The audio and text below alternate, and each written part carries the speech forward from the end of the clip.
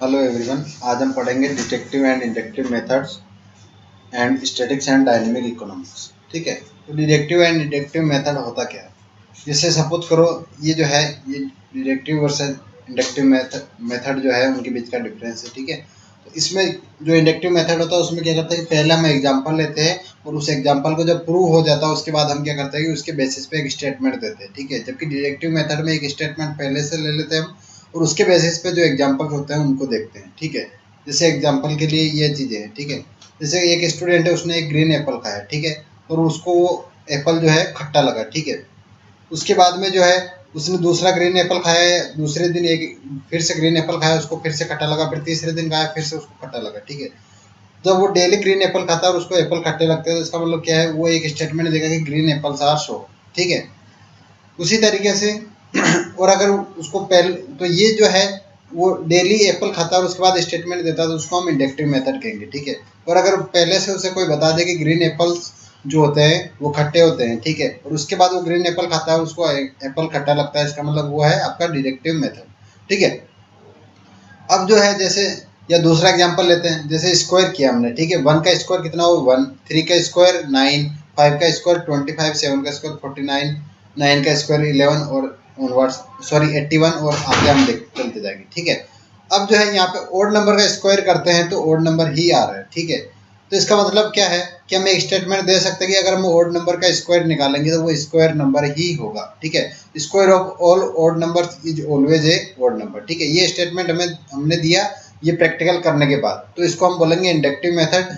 और अगर पहले से में एक स्टेटमेंट होता कि square of all odd numbers is always a odd number, फिर हम क्या करते हैं अलग अलग नंबर्स का स्क्वायर निकालते हैं और वो अगर ओड नंबर आता तो हम बोलते हैं कि ये जो मेथड है या जो स्टेटमेंट है वो सही है। ठीक है, तो उसको हम डिडक्टिव मेथड में कंसिडर करते हैं। ठीक है, या फिर सपोज करो कोई स्टूडेंट है, उसको एक ट्राइंगल दिया जाता है कि इसके टोटल जो एंगल्स है उनका जो वैल्यू पता करो। ठीक है, टोटल एंगल्स का वो उसको वैल्यू पता करता है तो उसकी वैल्यू आती है 180। ठीक है, नेक्स्ट डे उसको फिर से एक ट्राइंगल दिया जाता है और उसको बोला जाता है कि इसके टोटल एंगल्स की वैल्यू पता करो। ठीक है, वो फिर से पता करता है, वापस वैल्यू 180 आती है, तीसरे दिन भी 180 आती है। तो रोज अगर 180 आ रही है तो वो क्या बोलेगा कि सारे जो ट्राइंगल्स होते हैं उनकी वैल्यू जो होती है, इंटरनल जो एंगल होते हैं उनकी उनकी वैल्यू 180 ही होती है। ठीक है, तो ये कौन सा हुआ इंडक्टिव मेथड। और डिडक्टिव में क्या होगा, उसको क्लास में पहले से बता दिया जाएगा कि जो ट्राइंगल होता है उसके इंटरनल एंगल्स की वैल्यू 180 होती है। ठीक है, तो फिर वो जैसे जिस ट्राइंगल की इंटरनल एंगल्स को मेजर करेगा वो सारे 180 आएंगे। ठीक है, तो इसका मतलब क्या है कि वो आपका डिडक्टिव मेथड होगा। ठीक है,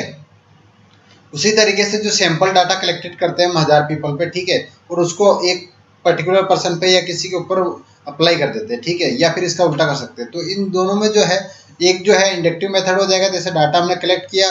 ठीक है, 1000 लोगों का उनका जो रिव्यू था उसको कलेक्ट करके वो अगर उनका सेम रिव्यू आता है तो उसको एक पर्टिकुलर पर्सन के ऊपर अप्लाई कर देते हैं। ठीक है, उसको हम इंडक्टिव मेथड कहते हैं और हम वहां से एक स्टेटमेंट दे देते हैं कि ऐसा रिव्यूज आ रहा है तो इसका मतलब ये ऐसा तो होता होगा या ऐसा होता है।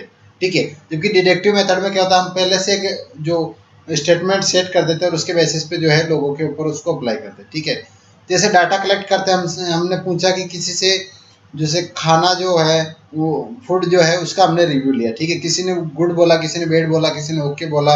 ये क्या है हेट्रोजीनियस डाटा, कहने मतलब सारा जो उनका आंसर जो आ रहा है वो सेम नहीं है। ठीक है, जबकि अगर सारे पर्सन अगर गुड उसका रिव्यू देंगे, ठीक है, तो वो कैसा डाटा होगा होमोजीनियस। अगर होमोजीनियस डाटा आता है उसका सेम आंसर आता है तो उसको हम इंडक्टिव बोलेंगे, और अगर अलग अलग आता है तो उस केस में हम उसको डिडक्टिव मेथड बोलेंगे। ठीक है, क्यों, क्योंकि होमोजीनियस के अंदर सेम डाटा रहा तो आप क्या कहोगे ये खाना अच्छा है, आपने एक स्टेटमेंट दे दिया और वो किसके बेसिस पे दिया, प्रैक्टिकल के बेसिस पे, तो उसको इंडक्टिव बोलेंगे। ठीक है, लेकिन अगर आप लोगों से रिव्यू लेते हो और आपको अलग अलग रिव्यू मिलते हैं, ठीक है, तो उस केस में आप एक पर्टिकुलर स्टेटमेंट नहीं दे पाओगे। ठीक है, तो उस केस में जो है हम डिडक्टिव मेथड यूज करते हैं कि उसके लिए जो कि ये खाना मॉडरेट टाइप का है या समथिंग, जो भी आप एक पर्टिकुलर स्टेटमेंट देते हो फिर वो डिडक्टिव मेथड के अंदर आता है। ठीक है, अब जो है वापस देखते हैं एक बार इसके अंदर कि इंडक्टिव मेथड और डिडक्टिव मेथड में क्या फर्क होता है। तो इसकी डेफिनेशन क्या बोलती है इंडक्टिव की, this method is to move from specific example to generalisation. कहने मतलब पहले हम एक पर्टिकुलर एग्जांपल लेते हैं, उसको चेक करते हैं और उसके बाद में उसको जनरलाइज कर देते हैं कि ऐसा ही होता है। जबकि डिडक्टिव में क्या है, this method is to move from generalisation to a specific example. पहले हम एक जनरल स्टेटमेंट लेते हैं, उसके बाद जो एग्जांपल्स होते हैं उनको चेक करते जाते हैं। ठीक है, अब इनके प्रिंसिपल क्या क्या है वो देखते हैं। कॉन्क्रीट टू एब्स्ट्रैक्ट, कहने का मतलब कॉन्क्रीट मतलब मूर्त टू अमूर्त। कॉन्क्रीट मतलब जो है एक्चुअल फैक्ट वही है और वही ऐसा ही होता है। ठीक है, और एब्स्ट्रैक्ट का मतलब है जरूरी नहीं ऐसा होता हो, लेकिन ऐसा माना जाता है, ठीक है। तो ये कॉन्क्रीट टू एब्स्ट्रैक्ट जो होता है इंडक्टिव मेथड के अंदर होता है, जबकि डिडक्टिव में कैसा होता है, एब्स्ट्रैक्ट टू कॉन्क्रीट, ठीक है। इंडक्टिव में क्या होता है, स्पेसिफिक टू जनरल, कहने मतलब आप पर्टिकुलर एग्जांपल से क्या करते हो, एक स्टेटमेंट की तरफ जाते हो, इसमें स्टेटमेंट टू स्पेसिफिक मतलब एग्जांपल की तरफ जाते हो। एग्जाम्पल टू फॉर्मूला, आप क्या करते हो, अलग अलग एग्जाम्पल लेके उनको टेस्ट करते हो, उसके बाद में जो उनके रिजल्ट्स आते हैं उन रिजल्ट्स को आप क्या करते हो, एक पर्टिकुलर उसमें स्टेटमेंट देते हो और आप एक फॉर्मूला जनरेट करते हो, ठीक है। इसमें क्या होता है, पहले से आपके पास फॉर्मूला होता है, एक स्टेटमेंट होता है, उससे आप एग्जाम्पल के ऊपर उसकी टेस्टिंग करते हो, ठीक है। जैसे आपने एफएम के अंदर डायमेंशनल एनालिसिस पढ़ा हुआ, ठीक है। उसके अंदर क्या करते हैं, हम जो चीज़ों को मेजर करते हैं और वहाँ से एक फॉर्मूला जनरेट करते हैं, इंपेरिकल जो है, इंपेरिकली हम उसको क्या करते हैं, जनरेट करते हैं, ठीक है। तो उसको हम बोलते हैं कि फॉर्मूला जनरेट करना। तो वहाँ पे जो है एग्जाम्पल टू फॉर्मूला जनरेट करते हैं, जबकि इसके अंदर क्या होता है, फॉर्मूला टू एग्जाम्पल पर हम आते हैं, ठीक है। ये जो है डायमेंशन एनालिसिस आपने 12th या 11th क्लास में फिजिक्स के अंदर भी पढ़ा होगा, ठीक है। तो ये वही चीज़ है। इसमें क्या होता है, नॉन टू अननोन, मतलब एक नॉन एग्जाम्पल होता है, वहाँ से हम एक अननोन स्टेटमेंट की तरफ जाते हैं, जबकि इसमें एक अननोन स्टेटमेंट होता है, वहाँ से नॉन एग्जाम्पल्स की तरफ जाते हैं, ठीक है। इसमें बॉटम टू टॉप अप्रोच होती है। टॉप में क्या होता है, आपको पहले एक स्टेटमेंट दिया जाता है जनरली, और उसके बाद आप उससे एग्जाम्पल निकालते हो, ठीक है। आप नीचे की तरफ उसके एग्जाम्पल के बारे में स्टडी करते जाते हो। लेकिन इंडक्टिव मेथड में क्या होता है, आप पहले एग्जाम्पल की तरफ जाते हो, कहने मतलब बॉटम टू टॉप अप्रोच होती है, जबकि इसमें टॉप टू बॉटम अप्रोच होती है, ठीक है। जैसे आप किसी एक कुत्ते को देखते हो या कोई भी जैसे जानवर है, ठीक है।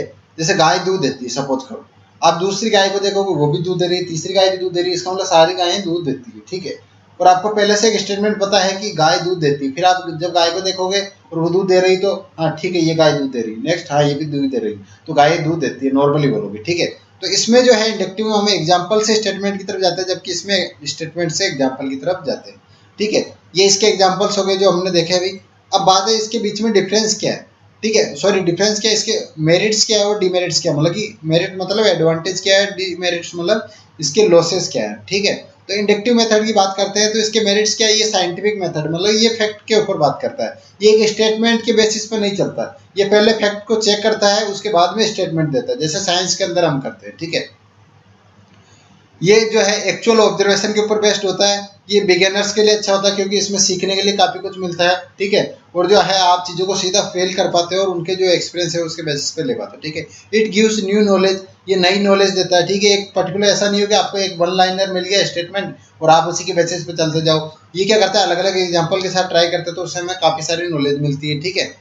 और जो method of discovery, method of discovery जो है, जैसे कोई भी चीज़ जब डिस्कवर होती है तो वो किस तरीके से होती है, पहले स्टेटमेंट नहीं होता, स्टेटमेंट तो बाद में बनता है जब वो चीज़ डिस्कवर हो जाती है। पहले क्या करते हैं हम, अलग अलग एग्जांपल्स जो होते हैं उनको लेके उनके रिजल्ट्स जो होते हैं उनको कंबाइन करते हैं, ठीक है, और वहाँ से स्टेटमेंट बनाते हैं। तो कहने मतलब जो इंडक्टिव मेथड होता है वो मेथड ऑफ डिस्कवरी है, ठीक है। जबकि जो लॉसेज वाला है, डीमेरिट्स, ये सारे टॉपिक्स के लिए सूटेबल नहीं होता, ठीक है। नेक्स्ट थिंग, जैसे ये टाइम कंज्यूमिंग मेथड होता है, ठीक है।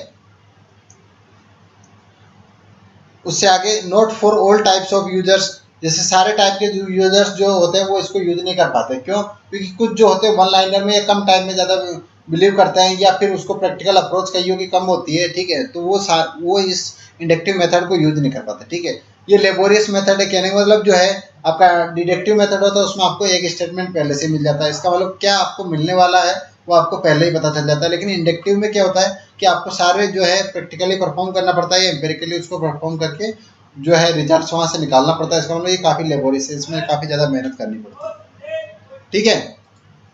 नेक्स्ट आपका डिडक्टिव मेथड, डिडक्टिव मेथड की क्या बेनिफिट्स है या मेरिट्स है कि टाइम सेविंग है, ठीक है। कहने मतलब आपको एक स्टेटमेंट पहले से ही मिल जाता है और उसके बेसिस पे आप रिजल्ट देख लेते हो, ठीक है।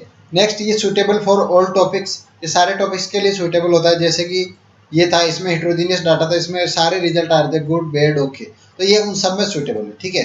Mostly use at higher level, deductive method जो होता है उसको हायर लेवल पे यूज किया जाता है ताकि एक स्टेटमेंट दे दिया जाए और सारा काम उसी के बेसिस पर चलता रहे, ठीक है।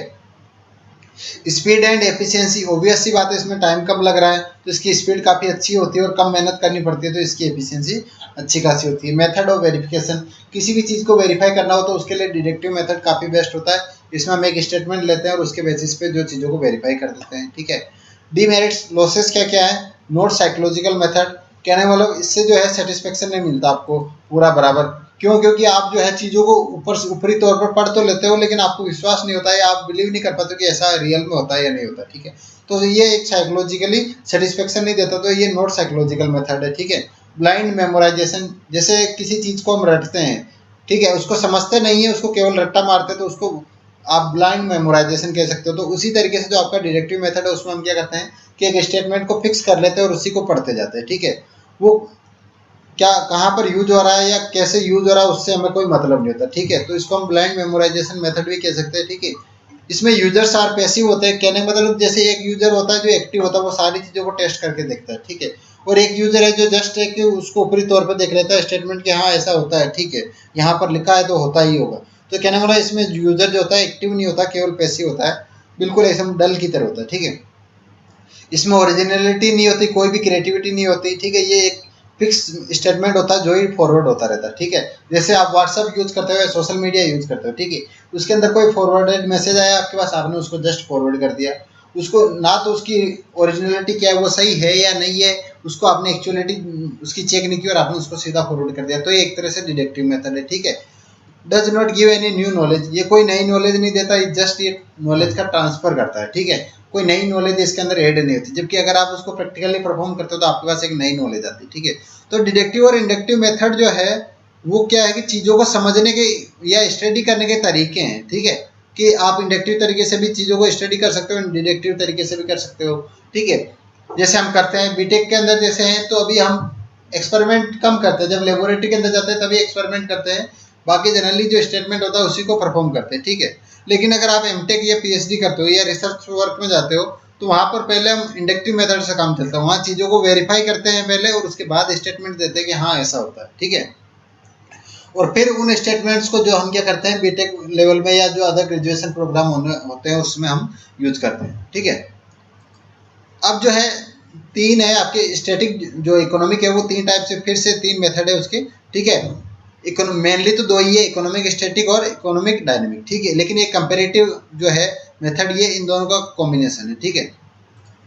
सबसे पहले इकोनॉमिक स्टैटिक देखते हैं। ये क्या है कि कोई भी दो वेरिएबल्स होते हैं उनके बीच में फंडामेंटल रिलेशनशिप स्टेबलाइज करता है, ठीक है।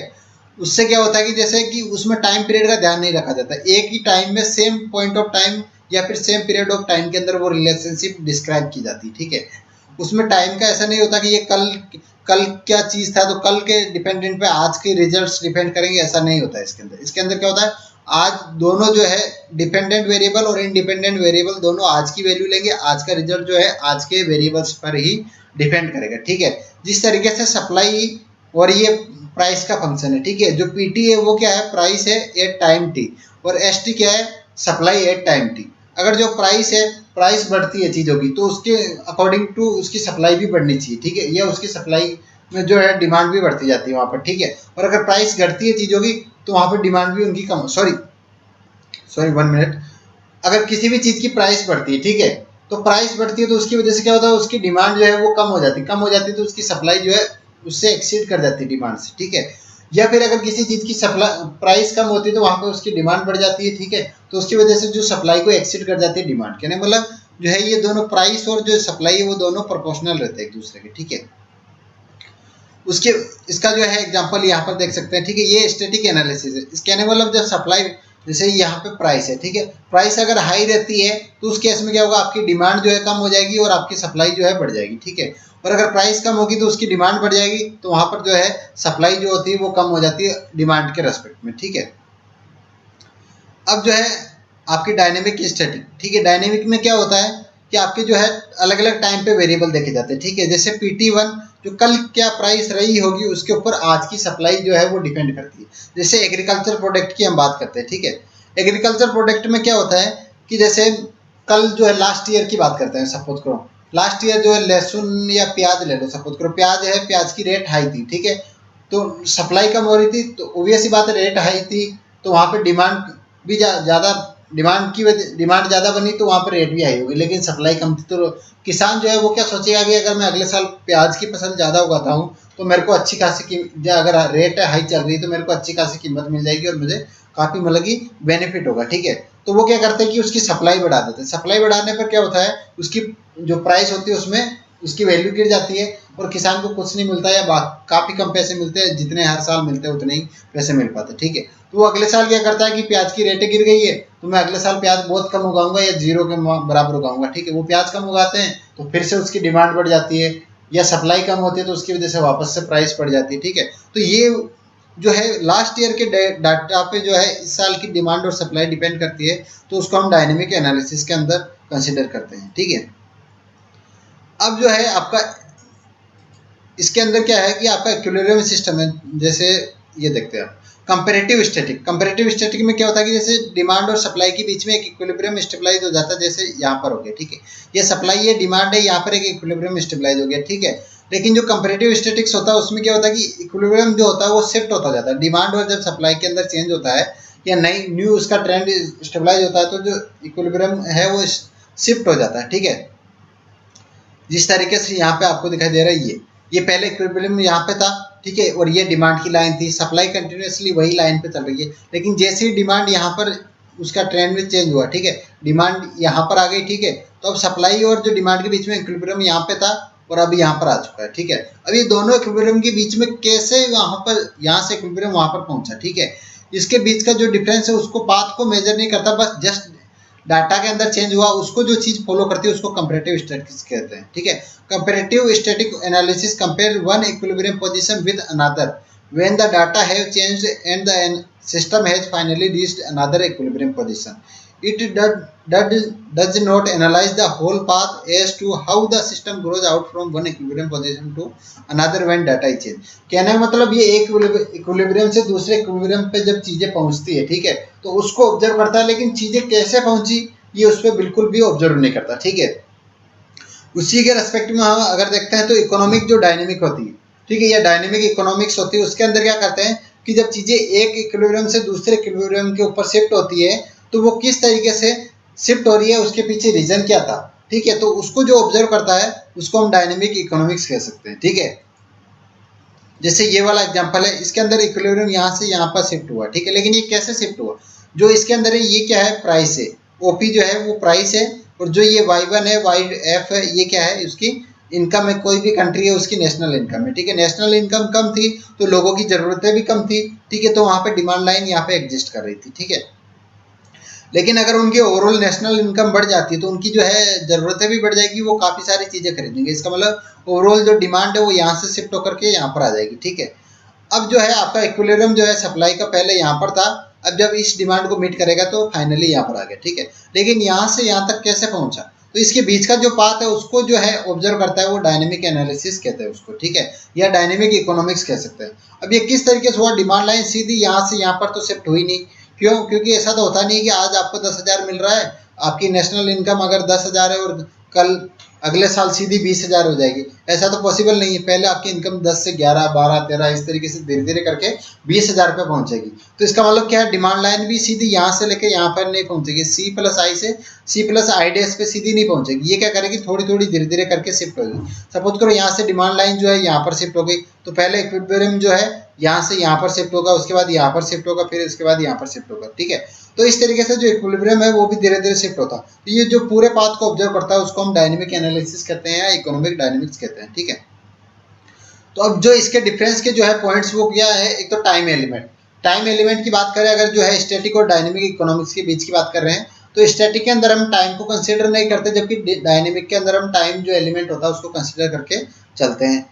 Second thing, process of change in equilibrium. Static के अंदर हम जो इक्विलिब्रियम यहाँ से वहाँ पहुँच गया, ठीक है, उन सारी चीज़ों को ऑब्जर्व नहीं करते, जबकि जो डायनेमिक होता है उसके अंदर किस तरीके से या क्या पाथ फॉलो किया वो सारा हम ऑब्जर्व करते हैं। जैसे अनएम्प्लॉयमेंट बढ़ जाता है, सपोज करो अनएम्प्लॉयमेंट बढ़ जाता है तो कोई भी कंट्री उसकी ओवरऑल जो नेशनल इनकम है वो गिर जाएगी, क्यों, क्योंकि लोग पैसा नहीं कमा रहे, तो पैसा नहीं होगा तो वो पैसा खर्च करना भी बंद कर देंगे, ठीक है, पैसा कम खर्च करेंगे, वो सेविंग करने लग जाएंगे। तो उस केस में क्या होगा, लोगों की डिमांड जो है वो कम हो जाएगी, तो जो लाइन है डिमांड लाइन वहाँ से नीचे की तरफ शिफ्ट हो जाएगी, तो इक्विलिब्रियम क्या होगा, धीरे धीरे यहाँ से शिफ्ट होता हुआ यहाँ पे आ जाएगा, ठीक है। तो ये जो अनएम्प्लॉयमेंट की वजह से अगर लास्ट टाइम में जो लास्ट मंथ में अनएम्प्लॉयमेंट ज़्यादा था तो इसका मतलब क्या है, नेशनल इनकम अब धीरे धीरे गिर रही है, ठीक है। लास्ट में अगर जो प्राइस चीज़ों की बढ़ गई थी तो उसके हिसाब से डिमांड में फिर से चेंज आ जाता है, या लोगों की नेशनल इनकम बढ़ गई तो उसकी वजह से डिमांड में फिर चेंज आ जाता है। तो ये जो पूरा पाथ को ऑब्जर्व करते हैं उसको हम डायनेमिक कहते हैं, ठीक है।